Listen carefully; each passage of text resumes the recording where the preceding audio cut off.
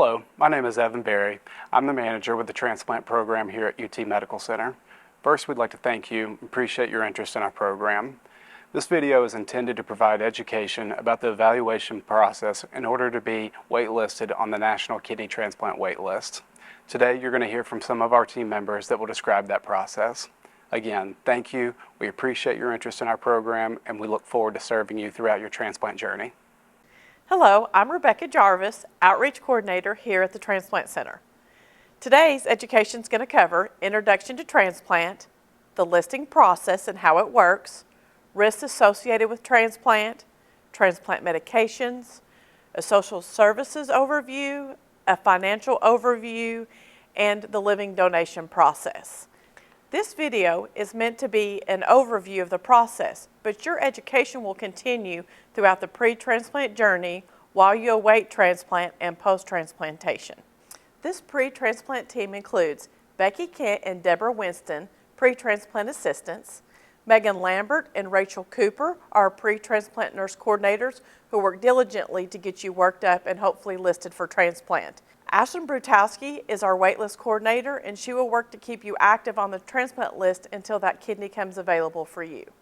The rest of the team includes Melissa Gleaves and Lori Hirsch, transplant social workers, Ethan Trudell, financial coordinator, Lanny Martin, living donor coordinator, Mindy Cobb, dietitian, and Deanna Wentworth, transplant pharmacist. Our transplant surgeons include Dr. Oscar Grandis and Dr. Daniel Galvez, and Dr. Wala Abusala is our transplant nephrologist.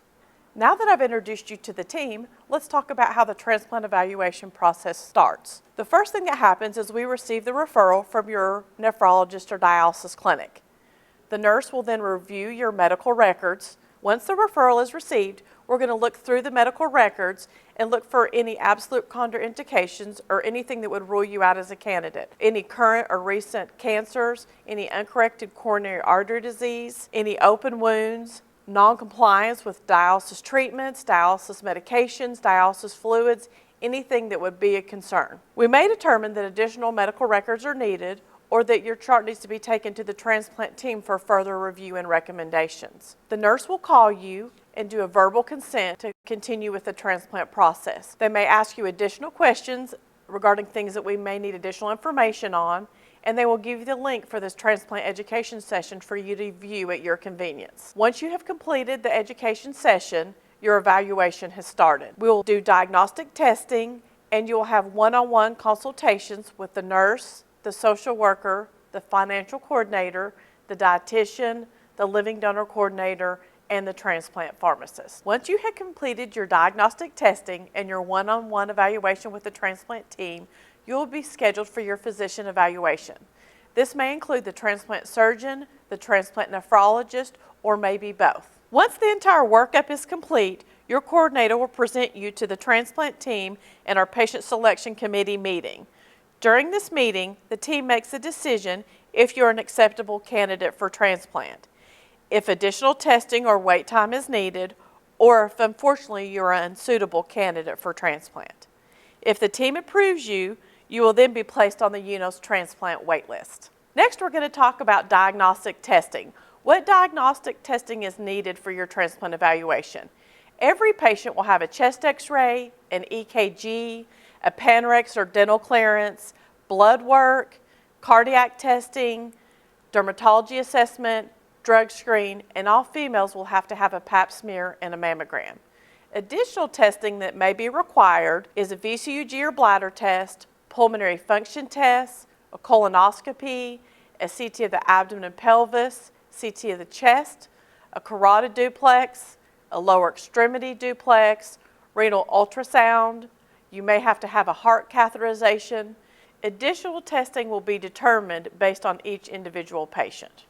Next, we're going to talk about frequently used terms: antigens, tissue typing, antibodies, and cross-match.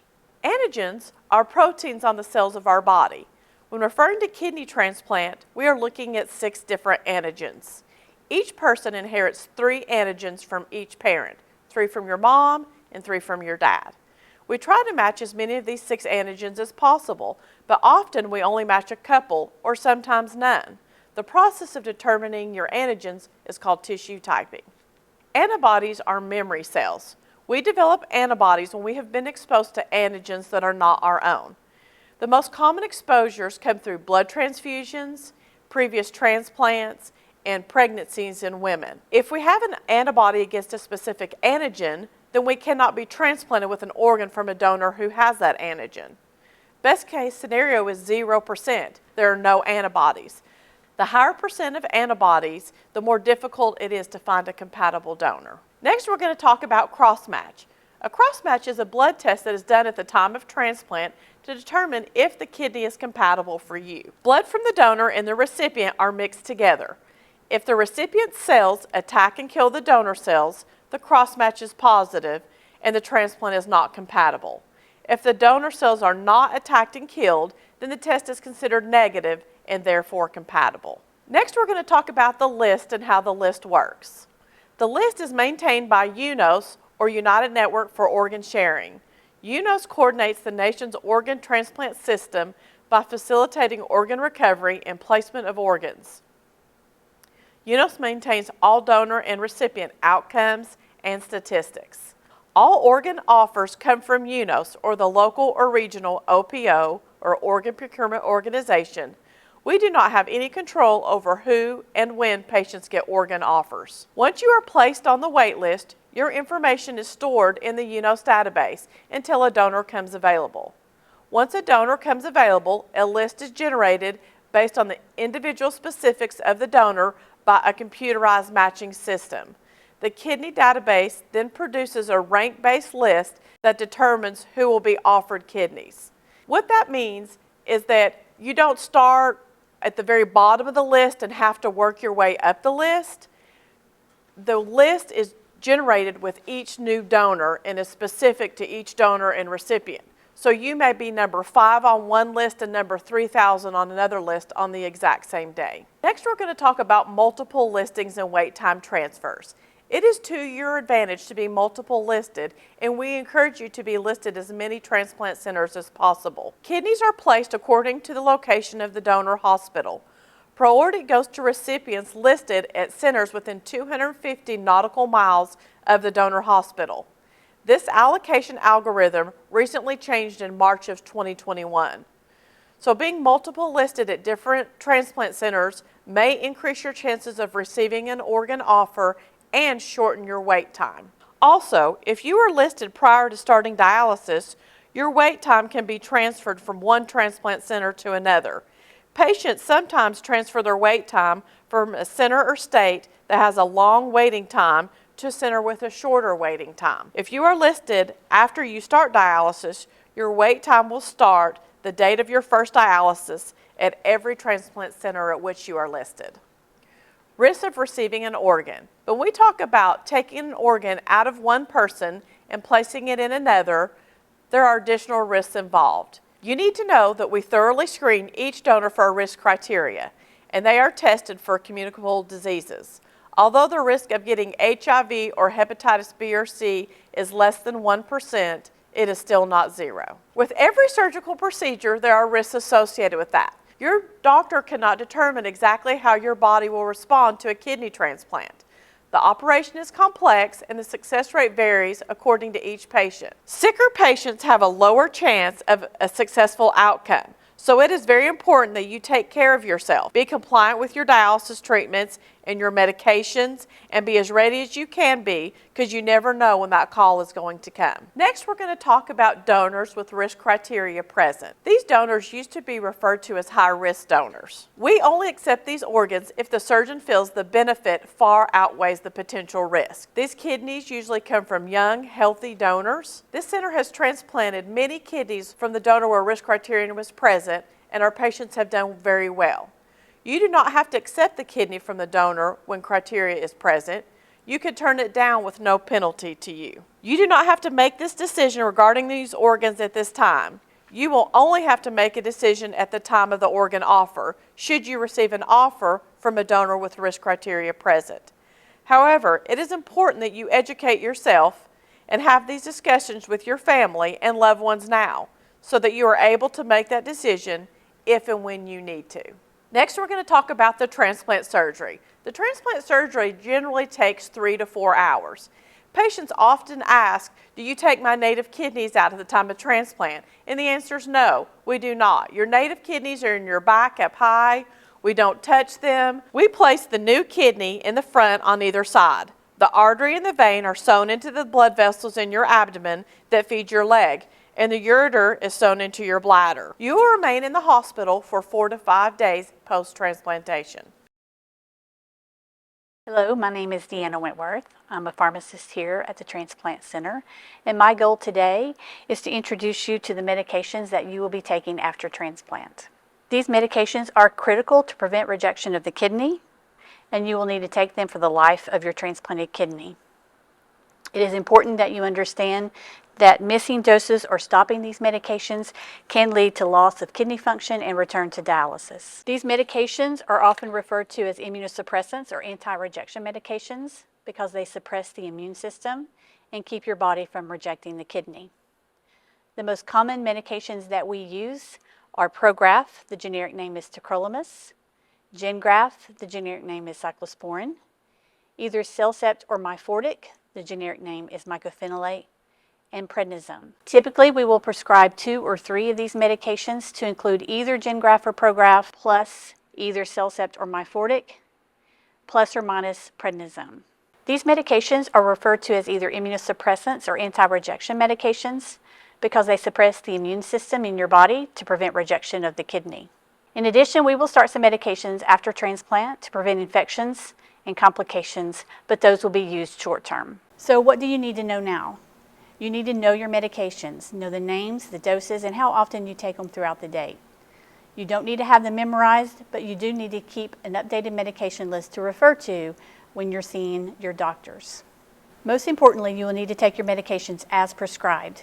You need to have a routine so that you're taking your medications every day, not missing doses and not taking doses late.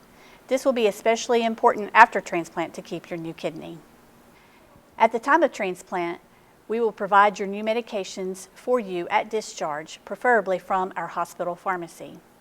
It will be important for your caregiver to be present to help you with the discharge process, to be a part of our medication teaching, and all of the other important education that you will receive before you are discharged. After transplant, it is important that you know your medications, be familiar with the names, know your doses, and how frequently you need to take them throughout the day. Always take your medications as prescribed, no late or missed doses. Always report any adverse effects that you may experience with your medications, and report any problems obtaining your medications after transplant, because taking your medications is a key to the success of your kidney transplant. My name is Melissa, and I'm one of the social workers here at UT Medical Center. When you come in for your pre-transplant evaluations, you will either meet with me or one of our other social workers, Lori. We will go over some psychosocial risks associated with transplant. Some of those might include depression, anxiety, guilt if you were to get a transplant before someone else at your dialysis center. Some people struggle with the limited mobility after transplant and having to rely on others. And we also will address any suicidal thoughts or past suicidal ideation. If you are smoking tobacco or marijuana, we do encourage you to stop use. This could prevent you from being a candidate here at our transplant center. Excessive alcohol consumption could also rule you out as a candidate.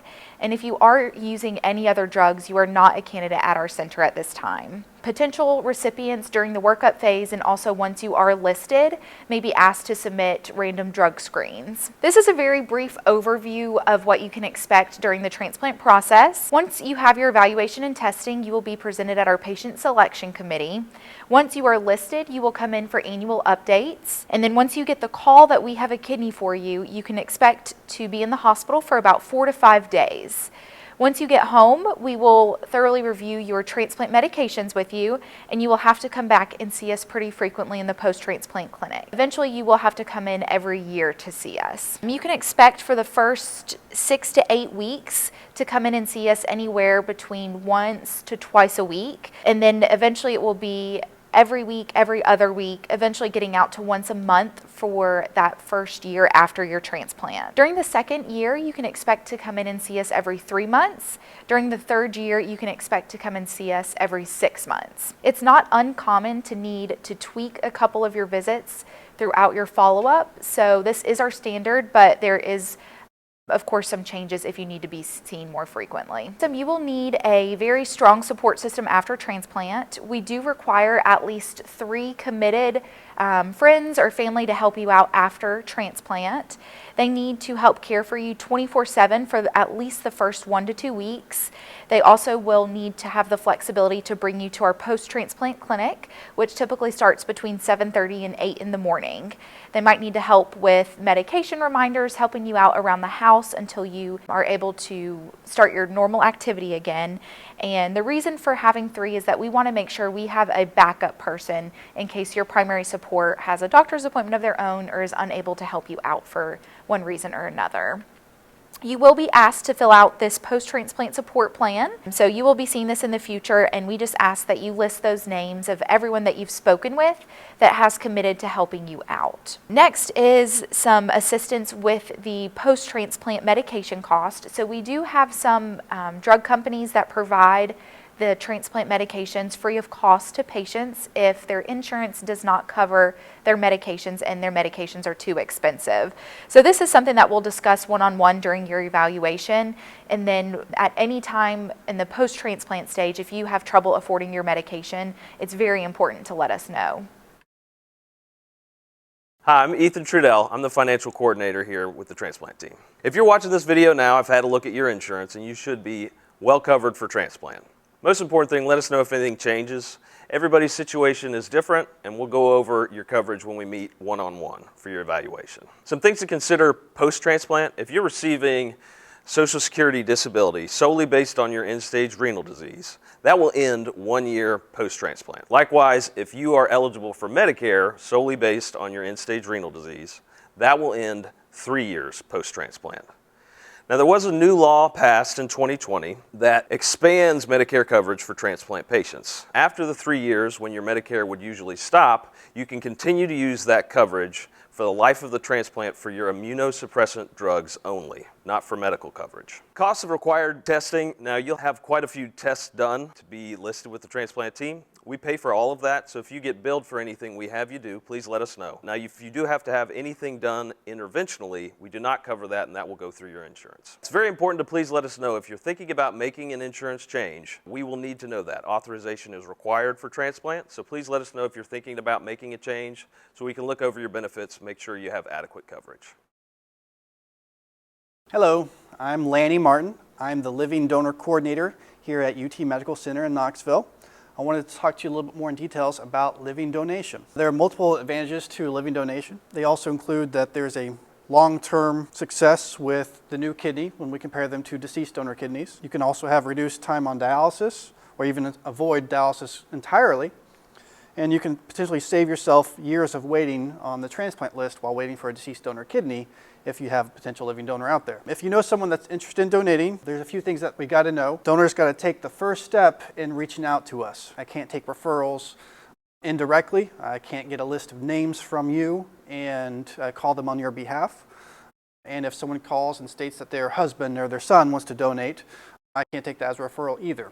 Each person has to contact me directly. During an initial evaluation, we obtain their medical history, and then if their history looks good, then we can proceed to testing. Testing is oftentimes done in steps, and if the first set or phase of testing looks good, then we can move on to the next set or phase. Our transplant center may determine that the donor may not be a candidate at any point during the evaluation, and our transplant center also pays for the cost of the donor testing. And that cost for donor testing, we can pay for the cost of the testing if it's here at our center, or we can also pay for the cost if it is at an outside hospital, even if it's outside our local area or in another state. Our donor information is confidential, so we don't share that with others other than our team. And in the event that a donor ever needs a kidney themselves, is approved for transplantation, they will receive extra points and will not necessarily have to wait as long as other individuals on the list who have not previously donated a kidney. We have selection criteria at UT. and it's not necessarily the same as selection criteria at all centers, but in order for you to become a donor, you got to be in between the ages of 18 and 70. If you're over the age of 70 or less than 18, then you would not meet our criteria. Other things that could rule some people out would include diabetes, obesity, heart or lung disease, cancer. It may or may not rule you out. We've got to look at it and see all the details with it. And then HIV, hepatitis B, or hepatitis C.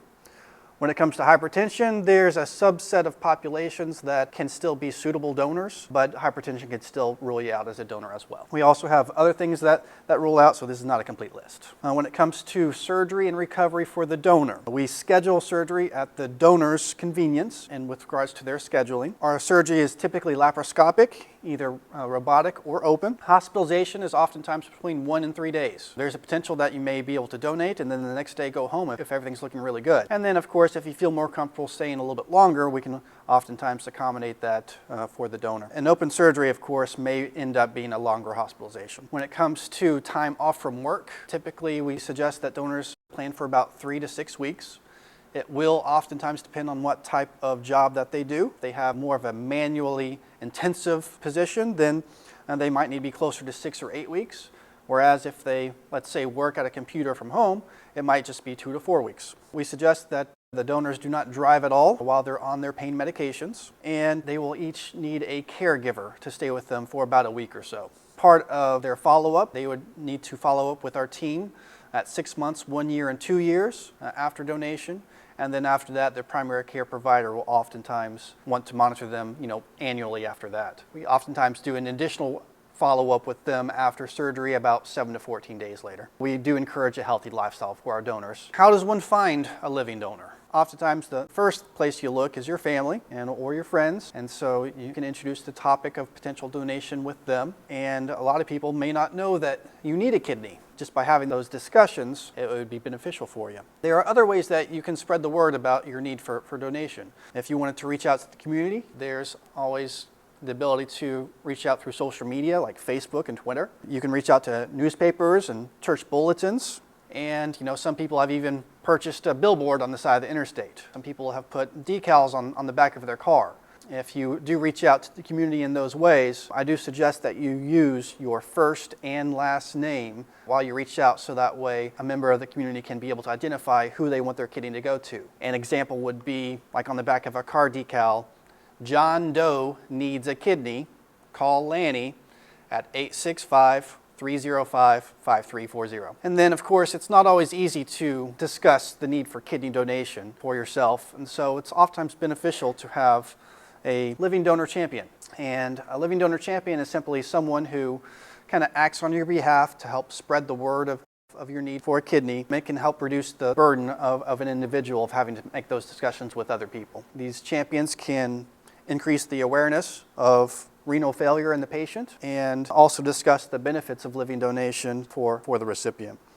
And of course, they can help identify and spread the word and see if other people can get tested to be a potential donor. When it comes to compatibility, the kidneys do have to be blood type compatible, and sometimes we find out that a donor is not compatible with their intended recipient. When it comes to that issue, we can discuss with donors the topic of paired donation. Paired donation, we look for incompatible pairs that can be matched with other incompatible pairs. And this allows both transplants to happen when we kind of coordinate and pair them together. The donor in each pair cannot necessarily donate to the person that they want to, so basically the donor pair 1 may be able to donate to the recipient in pair 2, and then the pair 2 donor could donate to the recipient in pair 1. That allows both recipients to receive a transplant and get their kidney. We would schedule these surgeries at the same time here at UT. The drawback to this is the donor would probably be donating their kidney to someone that they do not know. But the benefit there is not only that donation giving your intended recipient a kidney, but you're potentially saving 2 people's lives instead of just 1. Other benefits of pair donation: you can spend less time on dialysis as a recipient. You may also have that surgery before you even need dialysis, and so you wouldn't have to wait as long. The benefits are quite tremendous for the recipient. And of course the donors, your loved one receives a kidney with pair donation. The benefits are quite tremendous. Hi, I'm Mindy. I'm the dietitian for the Transplant Center here at UT Medical Center, and I am working with all phases of the transplant program. I do the initial evaluations for them prior to being listed. I actually work with them while they're in the hospital when they're transplanted, and then I follow through with them as a post-transplant patient in the clinic following that. Just to kind of let you know where we need to start with, and when you're being evaluated for the pre-transplant program, there are some nutritional criteria that we do, and one of those is the BMI. So this is a weight thing that we take care of, and the BMI range needs to be between 18.5, and then we have a relative contraindication for that at 36 up to 39. So anybody that's between 36 and 39 will be further evaluated to see if they're appropriate for transplant listing. Anything above 40, we can talk about weight issues. We will need to do some weight loss prior to that. The other thing that we need to look into is albumin, which is basically your protein stores as far as how well you're nourished. We only require that it be a 3, but we would like to work for that. So it's just being sure that you have adequate protein for your muscle mass, etc. Another criteria that we're looking at is if you're diabetic, then your A1C needs to be less than 8 and be maintained consistently. And then our final evaluation is usually done more of a physical thing where we do a physical assessment just to make sure that you have adequate protein, muscle mass, no fat losses or anything like that, to ensure that you're not malnourished in any way. All of those are components of the evaluation in addition to other things that we look at is like your eating habits, appetite, what foods you're choosing to eat, what your lab work looks like, and those types of things. Once you're transplanted and you're coming back and forth to the clinic and everything, a lot of people will ask, what kind of diet changes am I going to see then? And most of the time, that's generally when they're much happier with their nutritional part of it. They are not really diet restricted any longer, but they do have certain foods that they have to eliminate or avoid just because they interact with your immunosuppressant drugs. Usually a really small list, and they're pretty excited over the fact that they can eat a whole lot more foods that they once enjoyed. We have covered a lot of information today, and you're going to have lots of questions throughout your transplant journey. Please feel free to write these questions down and bring them with you to your appointments. Feel free to watch this video again and take notes along the way. We have included a slide with the contact information of the pre-transplant staff. Feel free to reach out to any of us with any questions or concerns that you have. Thank you again for your time and attention, and we look forward to meeting you soon.